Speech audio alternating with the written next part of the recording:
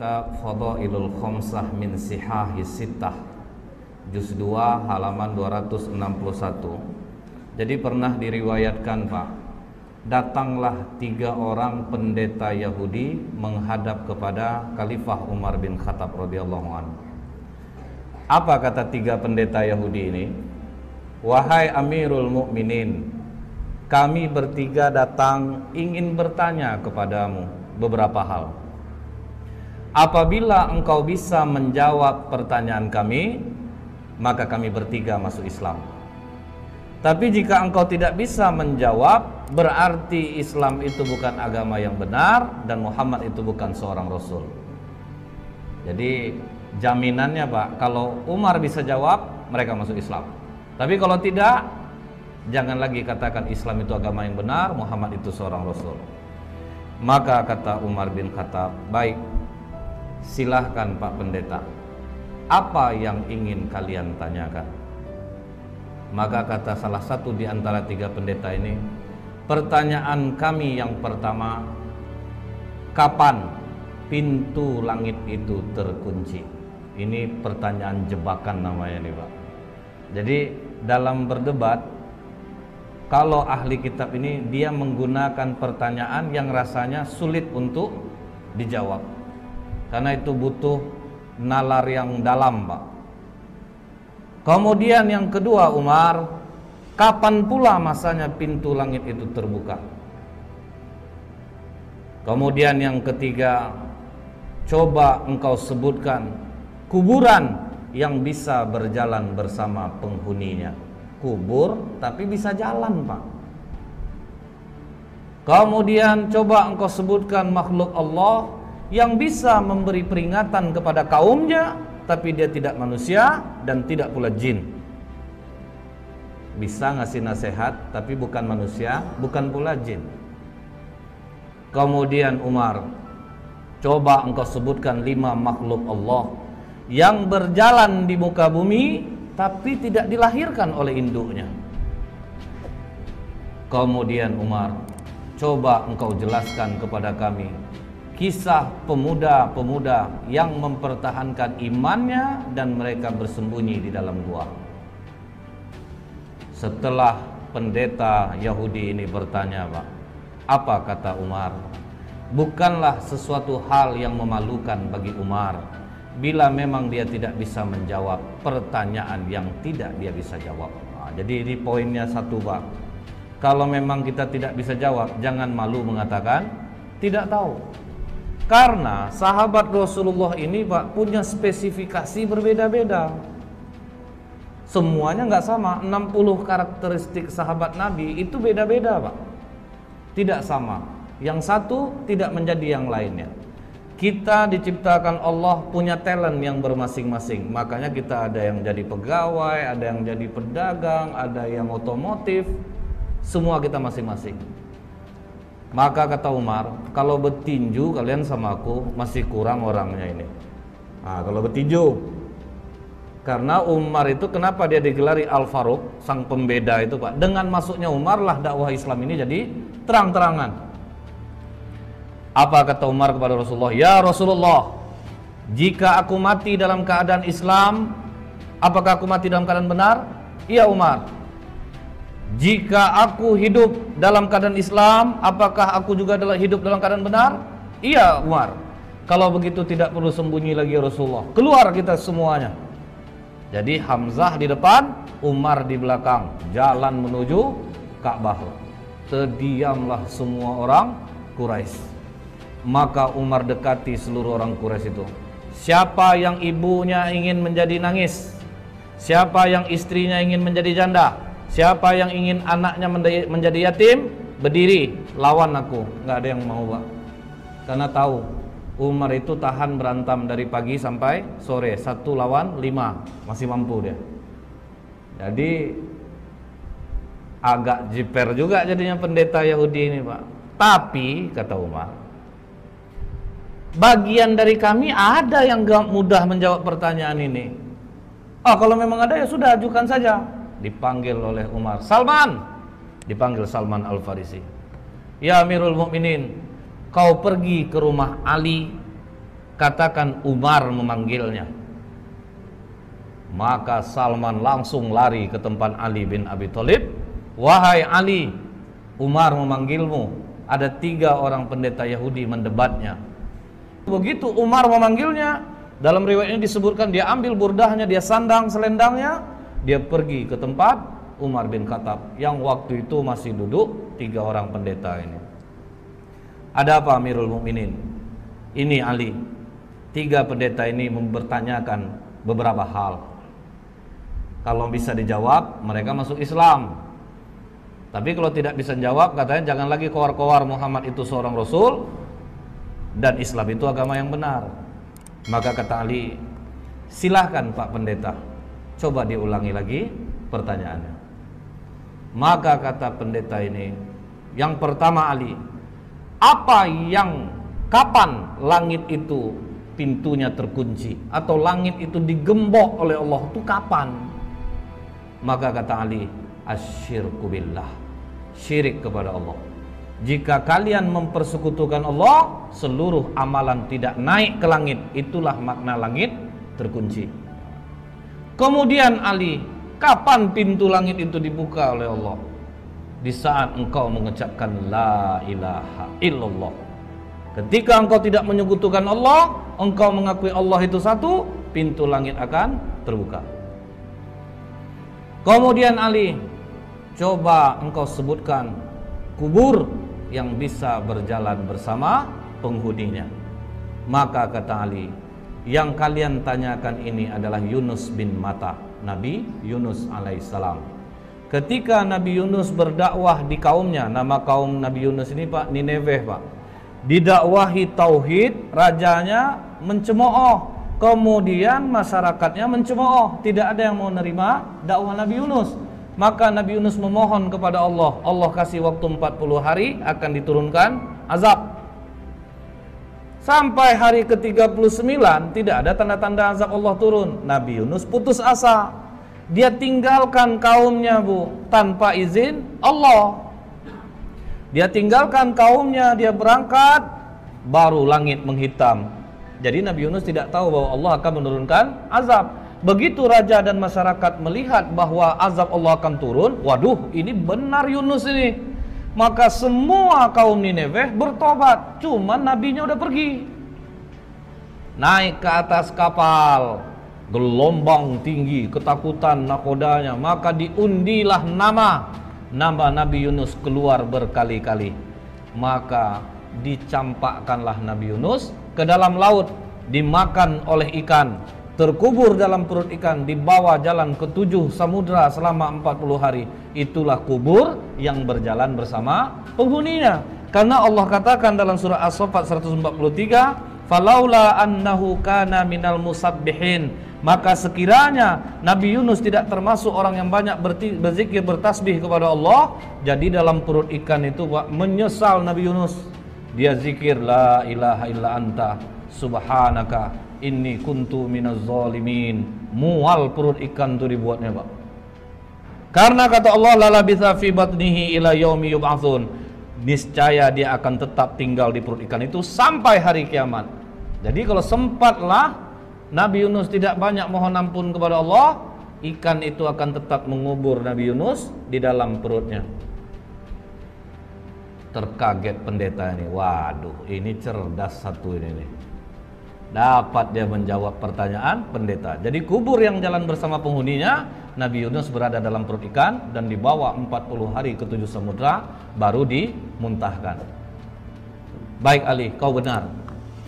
Kemudian Ali, coba engkau sebutkan makhluk Allah yang bisa memberi nasihat kepada kaumnya, tetapi dia bukan manusia dan bukan pula jin.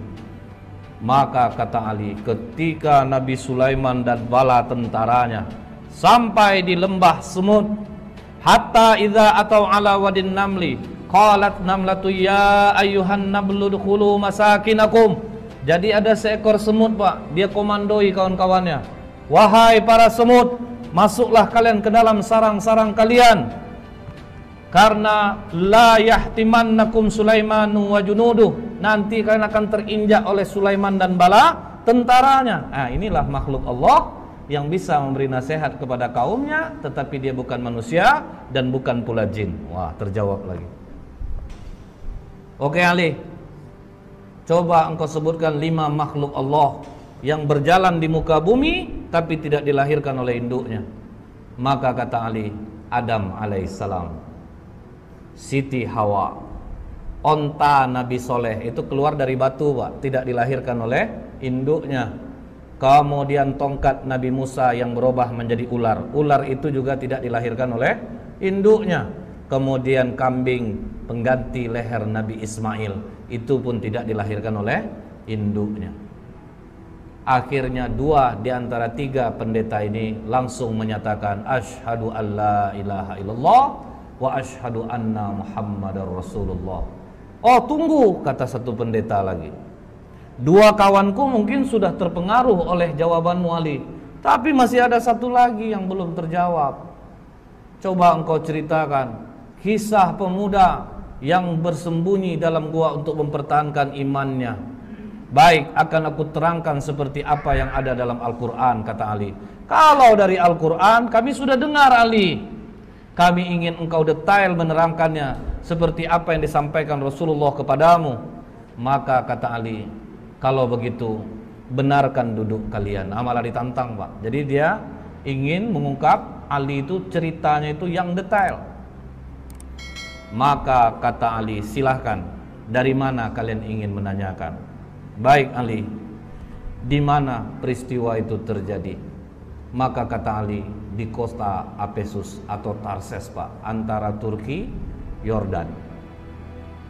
Kemudian silahkan lanjutkan Ali. Jadi dulunya kata Ali, kota Apesus ini dikuasai oleh raja yang sangat baik. Ketika raja ini meninggal, Raja Dikianius yang menguasai Roma mendengar bahwa Raja Apesus ini meninggal, maka mereka pun menyerang kota Apesus dan mereka kuasai. Kemudian kata Ali, Dikianius membangun istana besar. Tunggu dulu Ali, kata pendeta ini. Berapa panjang dan lebar istana yang dibangun oleh Dikianius? Maka kata Ali, panjang 1 farsah, lebar 1 farsah. 1 farsah itu sekitar 8 km. Baik Ali, teruskan. Kemudian Dikianius ini memiliki menteri-menteri, dan Dikianius meletakkan 50 menteri di sebelah kanan, 50 menteri di sebelah kiri. Dan Dikianius mempunyai 6 penasehat, pemuda-pemuda cerdas di belakangnya, 3 di kanan, 3 di kiri. Oke Ali, siapa nama ke-6 pemuda itu? Maka dijawab oleh Tamlika, Miksalmina, Mikasdimina, Martelius, Kalitius, Sidamius. Jadi inilah 6 pemuda yang menjadi cikal bakal Ashabul Kahfi. Tapi waktu itu masih 6. Nah, ini Pak, waktu itu hanya masih 6. Ini pemuda-pemuda cerdas andalan Dikianius. Jadi kalau 50 menteri sudah rapat, tetap nanti keputusan akhir kepada 6 pemuda ini. Nah kemudian Pak, ditanya oleh pendeta ini, seluas itu istana yang dibangun oleh Dikianius Ali, bagaimana dia cara mengharumkan istananya? Maka kata Ali, setiap pagi ada yang membawa parfum di dalam ember besar. Kemudian ada satu yang membawa seekor burung. Ketika burung ini diberi isyarat, maka burung ini mencemplungkan kedua sayapnya dan mengibaskannya ke seluruh ruangan istana. Canggih orang dulu rupanya Pak. Setelah itu kata Ali, ketika Dikianius 30 tahun berkuasa, tidak pernah sakit, disitulah dia bertanya kepada para menterinya, kalian pernah enggak nengok aku sakit, demam, beringus, lemah, letih? Tidak pernah Raja. Biasanya kalau yang enggak sakit-sakit ini siapa? Tuhan Raja. Bersediakah kalian menyembahku? Bersedia raja. Pokoknya siapa yang mau menyembahku, aku berikan kehidupan yang baik. Pakaian dari sutra, kemewahan, kekayaan akan aku berikan. Begitu dikasih kekayaan, uang, fasilitas, masyarakat rela menyembah Dicanius. Mereka semua menyembah Dicanius. Tapi Pak, 6 pemuda yang di belakang Dicanius akhirnya rapat di rumah Tamlika. Dicanius mengaku dirinya Tuhan. Disuruhnya orang menyembah, orang pun menyembahnya. Sementara kalau dia Tuhan, kenapa harus kita yang memutuskan setiap permasalahan? Jadi menurutmu bagaimana Tamlika? Dia bukan Tuhan. Justru kita harus berpikir, langit tanpa tiang kok bisa tegak? Pasti ada yang menciptakannya. Hujan turun, bintang bercahaya. Dicanius saja dia masih merasa takut, dia juga tidur, dia juga lapar. Masa Tuhan punya kekurangan seperti itu? Jadi apa keputusanmu Tamlika? Kalian rela enggak tinggalkan kekayaan, jabatan, fasilitas ini? Kita lari dari sini. Kalau kita melawan tidak mungkin bisa. Kita lari dari sini untuk mencari Tuhannya langit dan bumi ini. Apakah kalian rela untuk miskin bersamaku? Kalian tinggalkan jabatan, kesenangan kalian, fasilitas ini? Kami rela Tamlika. Itu makanya dikatakan, siapa yang menghafal 10 ayat awal suratul Kahfi, maka dia akan terbebas dari godaan Dajjal. Karena Bapak, ini mengingatkan kita, waduh, ini pemuda-pemuda kaya, cerdas, rela kehilangan harta, jabatan untuk tauhid. Berani mereka tinggalkan. Akhirnya mereka pun pergi berenam, diam-diam, dan semua harta ditinggalkan. Mereka sempat menjual kurma, Pak. Kurma itu dijual sebanyak 3 dirham. Uang 3 dirham ini dibawalah lari. Cukup jauh mereka berjalan, sampailah mereka berjumpa dengan seorang pengembala yang memiliki seekor anjing. Maka kata pendeta ini, siapa nama anjing itu? Maka dijawab Ali, namanya Kitmir. Kemudian apa kata pengembala ini? Tuan-tuan, dari wajah tuan-tuan, aku yakin tuan-tuan ini bukan orang miskin, pasti dari bangsawan. Jadi karena apa? Orang-orang senang ini kelihatan dia dari wajahnya. Kemudian betul kata Tamlika, kami ini 6 penasehat Dicanius. Dia mengaku dirinya Tuhan dan kami tidak mengaku itu. Makanya kami meninggalkan kerajaan. Kami tinggalkan semua pangkat jabatan kami. Karena tidak pernah kami berjalan seperti ini. Lihat, kaki pun sudah luka-luka, Pak. Orang manja jalan berkilo-kilo, habis kaki luka. Apa kata pengembala ini? Tenang tuan-tuan, aku mengetahui tempat persembunyian yang baik. Izinkan aku beserta kalian. Makanya jadi 7 dengan pengembala ini. Dikembalikannya lah gembalaan dia kepada tuannya, maka dia dan anjingnya ikutlah pemuda-pemuda kepercayaan raja tadi. Kemana mereka dibawa Ali? Dijawab oleh Ali, ke Bukit Naglus yang di bawahnya ada gua yang namanya Khemar. Maka begitu mereka mau masuk gua tersebut, sempat mereka mandi di mulut gua. Jadi mulut gua itu ada air terjunnya, Pak. Jadi memang susah untuk diketahui orang. Sempat mereka mandi, masuk ke dalam, duduk, golek sana, golek sini, golek sana, sampai terang hari. Hari sudah pagi. Kita lapar. Siapa yang akan mencari makanan? Makanan hanya ada di tempat kerajaan. Berarti sangat jauh kita pergi berjalan ini. Siapa yang mau pergi? Karena Tamlika ketua rombongan, biar aku yang ke sana. Hati-hati Tamliqa, jangan sampai engkau tertangkap Dickianius. Begitu Tamliqa keluar dari mulut gua, sudah mulai terkejut dia Pak, karena air terjunnya sudah tidak ada. Tapi terus dia bawa uang 3 dirham ini, jalan terus sampai di gerbang kota. Mulai heran dia Pak, kenapa berbeda betul kota ini? Apa aku salah masuk? Akhirnya masuk dia di tempat orang menjual roti. Begitu sampai di tempat orang jual roti, ditanya harga roti berapa? 1 dirham. Dia kasih uang dirhamnya. Begitu dia memberi uang dirhamnya, langsung ditahan tangannya oleh penjual roti. Kau menemukan barang kuno ya? Tidak. Itu uang biasa. Uang aku hasil dari menjual kurma kemarin. Jangan bohong.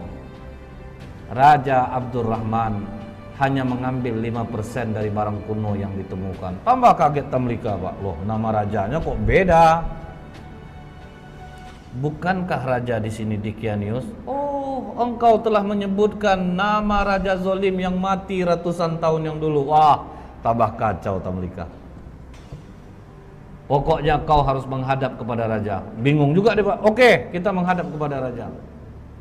Begitu sampai di kerajaan, alangkah kagetnya Tamliqa, ternyata rajanya memang tidak Dickianius. Dikatakan oleh tukang roti ini, "Raja, ini orang membeli roti kepadaku dengan menggunakan uang kuno. Jadi makanya aku bawa dia kemari. Tapi ini uang aku kemarin Raja, bukan uang kuno." Sudahlah, kata raja, kami hanya mengambil 5% dari barang kuno yang ditemukan. Tidak Raja, ini uang baru kemarin. Sudahlah, jangan berkelit, kata raja.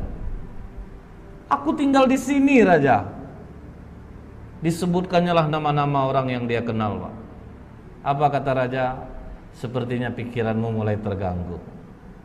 Nama-nama yang kau sebutkan itu nama-nama orang yang sudah lama mati ya. Tapi betul Raja, aku tinggal di sini Raja. Aku masih ingat di mana rumahku. Maka kata raja, iringi dia. Kemana dia menunjukkan rumah, pergi kalian ke sana. Diiringilah oleh para tentara. Sampai di rumah yang dia tunjuk, diucapkan, dipanggil keluar orang tua yang sudah sangat tua renta. Mengapa kalian datang kemari? Katanya kepada tentara raja ini. Ini Pak, pemuda ini mengaku dia tinggalnya di sini. Siapa kau anak muda? Dijawab oleh Tamliqa, aku Tamliqa putra Filistin. Langsung sujud kakek ini datuk moyangku. Inilah yang diceritakan oleh Isa alaihissalam. Pemuda-pemuda ini akan bangkit. Mereka mendiami gua. Makanya di kitab Injil ada ayat tentang Ashabul Kahfi, 7 sleeper. Jadi ada Pak. Maka hebohlah kota Efesus. Bangkit raja mengingat apa yang pernah disampaikan oleh Isa alaihissalam. Jadi rupanya sudah datang pula utusan Nabi. Sudah berlalu pula masanya. Maka kata raja ini, bawa Tamliqa, digendong di atas kuda, dihormati sampai di bawah bukit Nablus. Apa kata Tamliqa? Jangan ada yang naik ke atas, karena nanti sahabat-sahabatku mengatakan Dickianius lah yang mengejar dia. Jadi tunggu kalian di bawah, biar aku yang naik ke atas. Maka Tamliqa naik ke atas. Sampai dalam gua, bawa juga lah roti tadi. Silahkan makanlah kalian dulu. Apakah aman perjalananmu Tamliqa? Bukan aman lagi, malah aku bingung dan terkejut. Tahukah kalian sudah berapa lama kita di sini? Makanya ada dialog itu Pak dalam surat Al-Kahfi. Fadarabna ala adhanihim fil kahfi sinina adada. Maka kami tutup telinga mereka dalam gua itu selama beberapa tahun. Kemudian kami bangunkan mereka agar kami mengetahui manakah di antara kedua golongan itu yang lebih tepat dalam menghitung dan berapa lamanya mereka tinggal di dalam. Jadi mereka mengatakan ada yang setengah hari, ada yang 1 hari. Maka kata tabligha, tidak. Kita berdiam di sini sudah lebih daripada 309 tahun. Mendengar itu, benarkah tabligha? Iya, raja sudah berganti. Seorang nabi sudah diutus dan sudah berlalu. Mereka sekarang menunggu kita di bawah. Mari kita turun. Maka apa kata 5 orang kawannya lagi? Tamlika, Mixalmina, Mikaslimina, Martelius, Calitius, Sidamius. Jangan tamlikan. Kita sudah melihat kebesaran Allah melindungi kita selama 300 tahun, seolah-olah kita baru saja semalam. Kita sudah diselamatkan Allah, kita bangun dan akhirnya kita tahu tentang keajaiban Allah. Kita mohonkan kepada Allah untuk menutup pintu gua ini dari pandangan manusia, dan kita mohon kepada Allah untuk mengambil kita. Karena apabila kita turun tamlika, mereka nanti akan mengkultuskan kita. Mereka akan mendewakan kita. Karena itu sifat manusia, Pak. Karena kan sempat bertengkar dua kubu. Kami berhak di sini, kami berhak di sini. Makanya mereka minta, sudah, kita jangan ada yang turun. Akhirnya pintu gua itu ditutup dari pandangan manusia. Mereka pun tidak ada jelas riwayat mereka diambil Allah atau ada kuburannya pun tidak ada. Karena mereka minta kepada Allah, ambil kami, tutup gua ini dari penglihatan manusia. Seminggu raja berkeliling mencari, Pak. Tidak ditemukan gua itu pada awalnya. Kalau sekarang sudah. Setelah Ali menceritakan ini semua kepada pendeta ini, maka pendeta itu mengatakan, engkau benar Ali. Engkau telah menceritakan dengan detail apa yang ada di dalam kitab kami, dan memang benarlah apa yang disampaikan Muhammad kepadamu. Maka pendeta yang terakhir ini pun masuk Islam jadinya, Pak, mengucapkan syahadat asyhadu alla ilaha illallah wa asyhadu anna Muhammadar Rasulullah. Jadi inilah dahsyatnya ketika kita memiliki ilmu, kita tidak gampang dibodohi. Ketika kita memiliki ilmu, makin tinggi ilmu, Pak, berdebatnya mesti makin pelan. Tapi yang membuat orang besar-besar suara itu apa? Karena nggak bisa dia mencari dasarnya, sehingga dia harus berkeras-keras. Tapi lihat sikap Ali. Dia dengan lembut, dia terangkan satu persatu, dia dakwahi dengan kecerdasannya, sehingga ketiga pendeta ini pun luluh dengan dialog ilmiahnya dengan Ali bin Abi Thalib. Jadi memang kita ini diciptakan Allah lain-lain bidang, lain-lain keahlian. Tidak bisa orang ini menjadi orang yang lain. Semua kita sudah diberikan kelebihan oleh Allah. Itulah salah satu pelajaran dari Umar, dari Salman, dari Ali bin Abi Thalib radhiyallahu anhu.